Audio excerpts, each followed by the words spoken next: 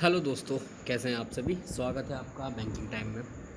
तो दोस्तों, ये एक तरह से मेरी तरफ से जैसे कि मुझे लगा कि जेंटल रिमाइंडर है हम लोगों के लिए जिनका सिलेक्शन हुआ है आईबीपीएस के थ्रू, चाहे वो क्लर्क में हुआ हो, चाहे वो पीओ में हुआ हो, चाहे वो एसओ में हुआ हो, है ना। तो क्लर्क की बात करते हैं क्योंकि मैं अभी खुद क्लर्क का बना हूँ। तो सबसे पहले तो आप सभी लोगों को मेरी तरफ से मैनी मैनी कॉन्ग्रेचुलेशंस कि हम सभी का एक ख्वाब जो ड्रीम था वो पूरा हो चुका है और हमने अब हमारी मेहनत से फाइनल सिलेक्शन ले लिया है। तो दोस्तों, अभी अपने क्या है कि हम लोगों अलग अलग बैंकों में शिफ्ट हुए हैं, हम सेलेक्ट हुए हैं। तो अभी हम लोगों के लिए देखो मेल आना बाकी है और फिर मेल में जो हमें गाइडेंस दी जाएगी कि ये डॉक्यूमेंट्स आप लेके आइए, वो डॉक्यूमेंट्स लेकर आइए, है ना। तो मैंने अभी ये चेक किया था इसके पेज का, आईबीपीएस का जो नोटिफिकेशन था, तो मैं इसको पढ़ रहा था। तो हाँ, ये चीज़, तो हम लोगों को ये चीज़ डॉक्यूमेंट्स हमें पढ़ने चाहिए, नोट डाउन करने चाहिए। अगर हमारे पास ये डॉक्यूमेंट्स अगर रेडी नहीं है तो इनको प्रॉपरली हम बनवा लें अभी से ही, क्योंकि अगर बाद में मेल आता है उसके बाद हम मेल आने के बाद में हम अपनी कोशिशें जारी करते हैं अपने कोई अधूरे डॉक्यूमेंट्स की, तो वो चीज़ बेकार होगी, टाइम होच पोच हो जाएगा, इधर का करें कि उधर का करें। और दोस्तों, चलो चलते हैं कि क्या क्या डॉक्यूमेंट्स इन्होंने इस बार के नोटिफिकेशन में दिए थे, है ना। ये सब डॉक्यूमेंट्स तो हमारे पास होने ही चाहिए। वैलिड, पहला नंबर का है valid system generated print out of the online application from registered CRP clerk 11 sorry. तो रीप्रिंट लिंक इन्होंने एक्टिवेट कर दिया है आईबीपीएस वालों ने, तो उसको आप अगर किसी के पास नहीं है तो भाई सबसे पहले वो डाउनलोड कर ले। फी रिसिप्ट और इनकम टैक्स जितने भी फॉर्म है ना फिल करते हुए जो सारे फॉर्म है वो डाउनलोड कर लो। रीप्रिंट लिंक एक्टिवेट हो चुका है, रीप्रिंट लिंक। इसके बाद में आपकी proof of date of birth यानी कि 10th की सर्टिफिकेट ही काम आएगी। इसके बाद में फ़ोटो आइडेंटिटी प्रूफ G1 जैसे कि ये लिखा है valid system generated print out, यही चल जाएगा। मार्कशीट 10th 12th और ग्रेजुएशन की बीए बीटेक बीकॉम जो भी हम लोगों ने किया हुआ है उसकी सेमेस्टर वाइज है तो सारी सेमेस्टर वाइज कंप्लीट कराइए।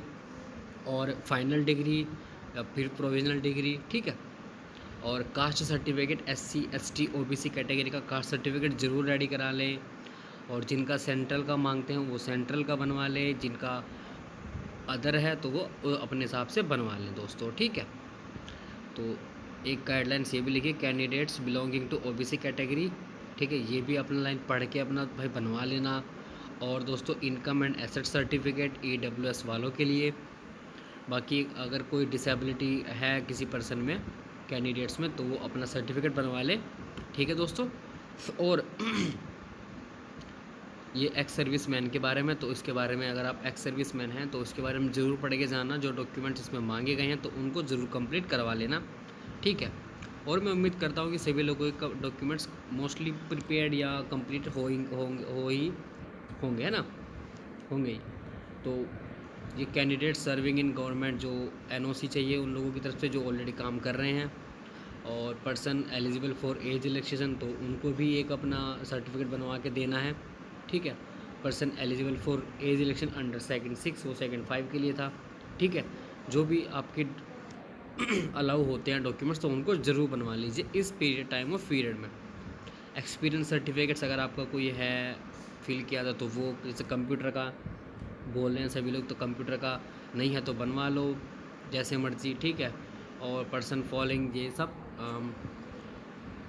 डॉक्यूमेंट्स और any other relevant documents in support of eligibility, ठीक है। और इन्होंने फिर साफ साफ लिखा है candidates will not be allowed to join participating bank if he she fails to produce the relevant eligibility documents as mentioned above. तो ये मोटी मोटी चीज़ें तो आप सारी चीज़ें कंप्लीट करा लो अगर आपके नहीं है, ठीक है। मतलब सबकी थोड़ी दिक्कत आती है कि सर्टिफिकेट्स में और डिग्री में। इसके बाद मैं आपको एक चीज़ और दिखाता हूँ, जो पुराना मेल है मैं आपको वो दिखाता हूँ, है ना दोस्तों, उस मेल में क्या क्या मांगा गया था।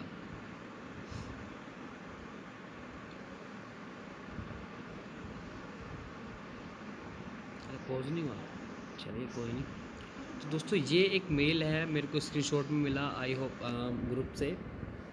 ये है बेंगलुरु का, बेंगलुरु सर्कल का है, बेंगलुरु है ना। तो इसमें इन्होंने क्या क्या मांगा था देखो, documents to be submitted at the time of joining. तो ये 10th की है ना, देखो, fee received and print out of the online application submitted to IBPS। ठीक है, ये क्लरिकल 8th के लिए था ये। तो birth certificate, SLC, intermediate, higher 12वीं का है ना, 10th का, 12th का, यूनिवर्सिटी मार्कशीट 2 कॉपीज़। तो मैं तो कहता हूँ लगभग 3 सेट रेडी कराइए आप सभी लोग। मैं भी 3 सेट रेडी कराने वाला हूँ, है ना। अभी से रेडी कर लेते हैं, फिर बाकी जो छोटी मोटी फॉर्मेलिटीज़ होगी जैसे करेक्टर सर्टिफिकेट या ऐसे छोटे मोटे सर्टिफिकेट वो फिर बाद में बनवाते रहेंगे अपना, कोई दिक्कत नहीं होगी बाद में। University degree, certificate of computer literacy, ठीक है, ये photo identity proof 2 copies, living certificate और and experience, copy of PAN card, Aadhaar card, है ना। In case of belong to SC ST OBC category तो उनका सर्टिफिकेट गवर्नमेंट ऑफ इंडिया का होना चाहिए, मतलब सेंट्रल का होना चाहिए। और यही सब person with disability, 3 copies of recently taken passport size photo, है ना, and 1 copy of stamp size photograph, ठीक है। Original discharge certificate issued by authorities concern with self attested copy of the same for ex serviceman के लिए था only,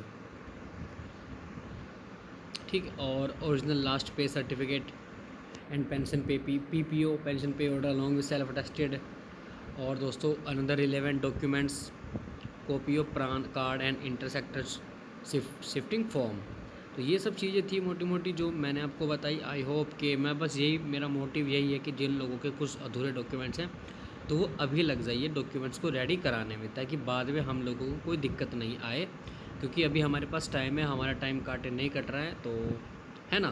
तो ठीक है दोस्तों, इस वीडियो में इतना ही। और हाँ, एक मेन बात कि आप लोग इन सबको कराने के बाद जैब कैब के एग्ज़ाम्स की भी तैयारी करनी शुरू कर दीजिए।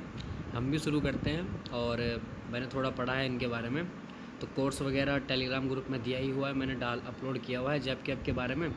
थोड़ा पुराना है सब, या उसमें सिलेबस वगैरह जो है वो, और किस तरीके से एग्ज़ाम, फिर PDF वगैरह वो सब देखेंगे बाद में। फ़ीस वगैरह भी इसकी हाई होती है, और 4 ऑप्शन मिलते हैं ओनली अप्लाई करने के। फिर बाद में अगर 4 में भी नहीं होता है तो फिर दोबारा से अपने आपको रिफ़्रेश कैंडिडेट के तौर पे रजिस्ट्रेशन कराना होता है।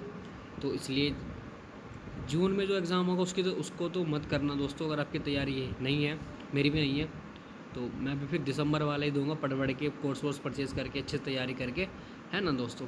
तो ठीक है दोस्तों, thank you so much. I hope कि आपको ये अच्छा लगा होगा और जानकारी थोड़ी हमारी रिलेवेंट रही होगी। तो थैंक यू सो मच, मिलते हैं फिर अगली वीडियो में। Thank you so much, bye, take care.